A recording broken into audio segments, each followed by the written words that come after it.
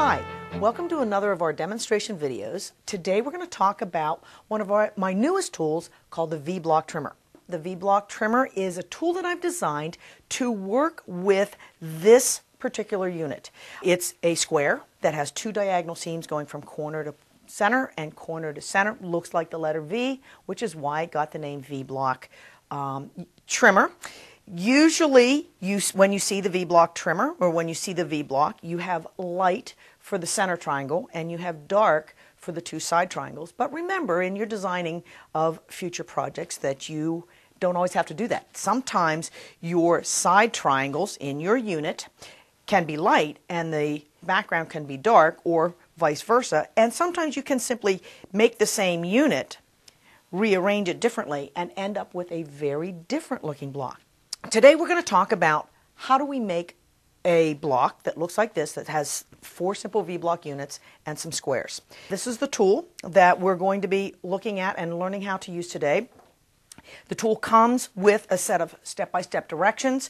When you open the directions, it's very fully illustrated from one point to the next. It will also give you illustrations for both trimming down if you're right-handed and trimming down if you're left-handed. All of the tools that I've designed are designed to be user-friendly for both right and left. So, now that we've talked a little bit about what we're going to do, let's actually make the pieces that we need to be able to make this block. This is what the ruler looks like. And the first thing we're going to do when we go to make this block is to determine what is the finished size of this unit. I want to make a 3-inch finished V-block unit. I'm going to go to the tool, and what I'm going to do is go to this side of the tool and locate the information that I need. I'm making a 3-inch finished unit, so it's going to tell me to cut my strips 4 inches.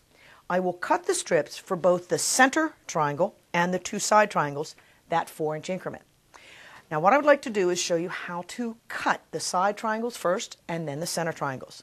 To cut the side triangles, if you're right-handed, you'll position your strip on your mat horizontally.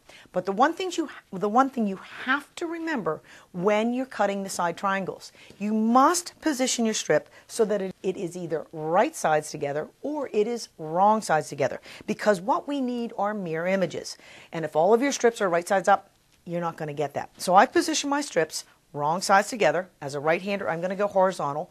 I'll show you left-handed cutting in a minute. Left-handers go vertical.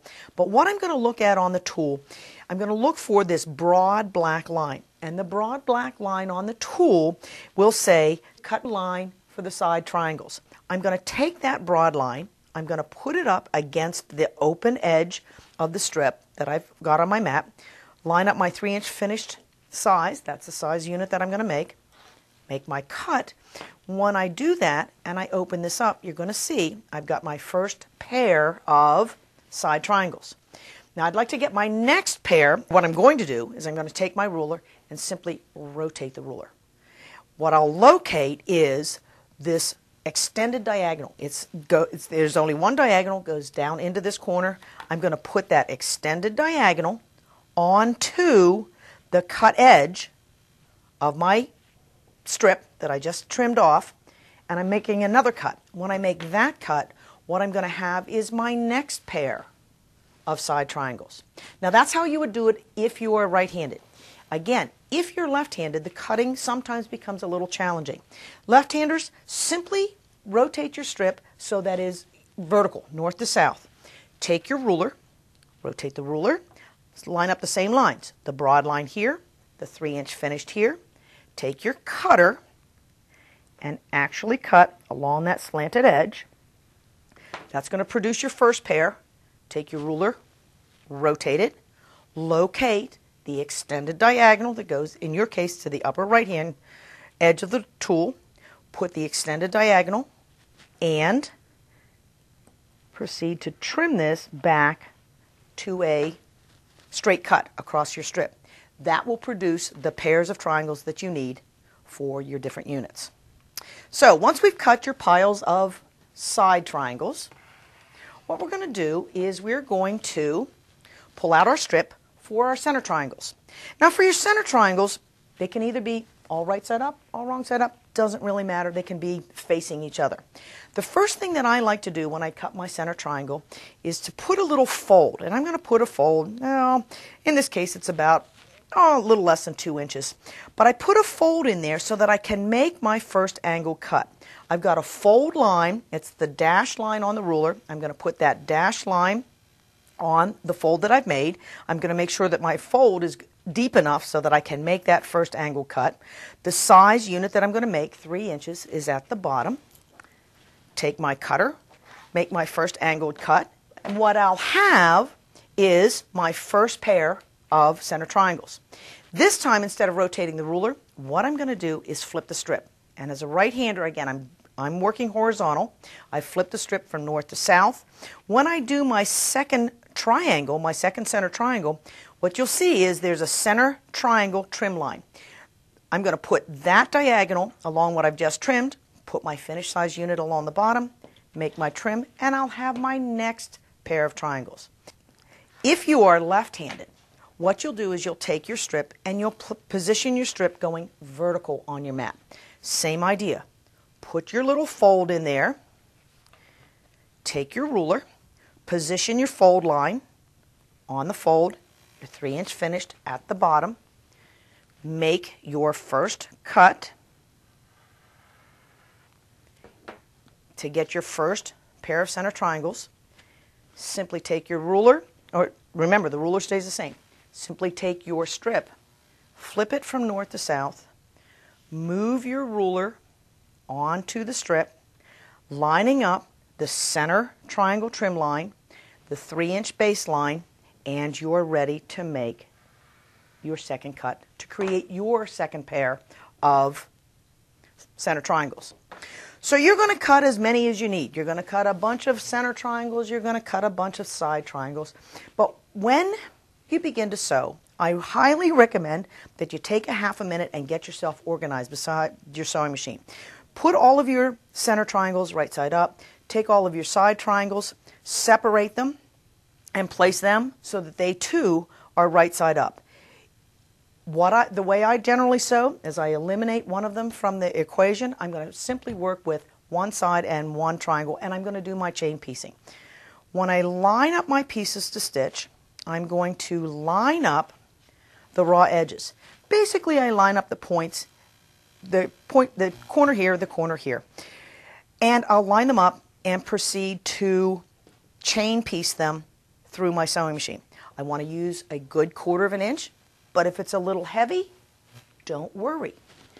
Once you've got them all chain pieced through your sewing machine, you're going to take the entire piece to your ironing board and you're going to proceed to press those seams back in that direction. You can press the seams in either direction. I generally like to press them so that they're going toward the points. What I'll do then is take the units, cut them apart.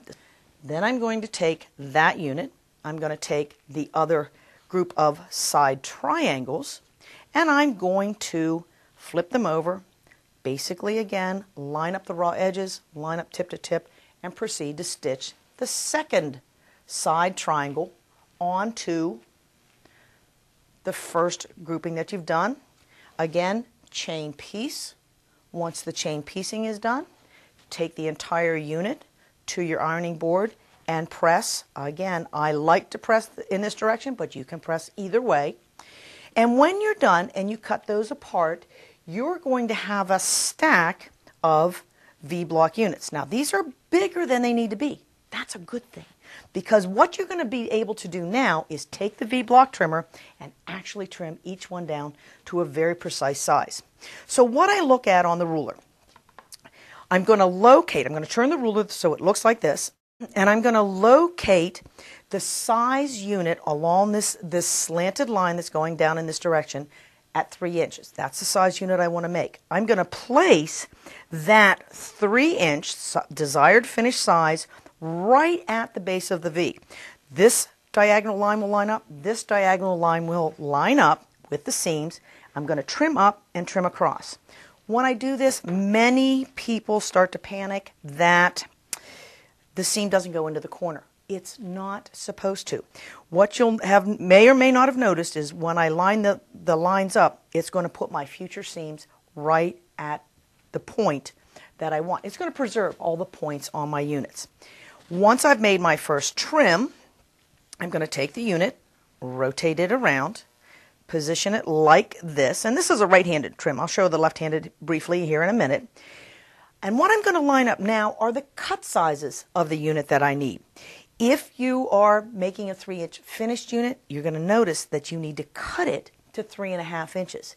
If you're still thinking 3 inches, 3 inches, 3 inches, and you accidentally put the 3-inch square up corner down here, you're going to see that you'd be chopping off all your points. So it's almost tough to make a mistake. When you line up the 3.5 inch cut size of your piece, you'll notice that the little X at the top also lines up. When you're ready to trim, every single one of your units will be perfectly sized, perfectly square, ready for you to build your beautiful future quilt projects. What you'll see in the quilt that's behind me is that the V-block unit is used to create the blocks, but it's also used to create this beautiful border. So what I'd like you to do is head to our website, pick up a V-block trimmer, or head to your local quilt shop. Add this tool to your toolbox so that you can add this beautiful unit to your future quilt projects. Enjoy.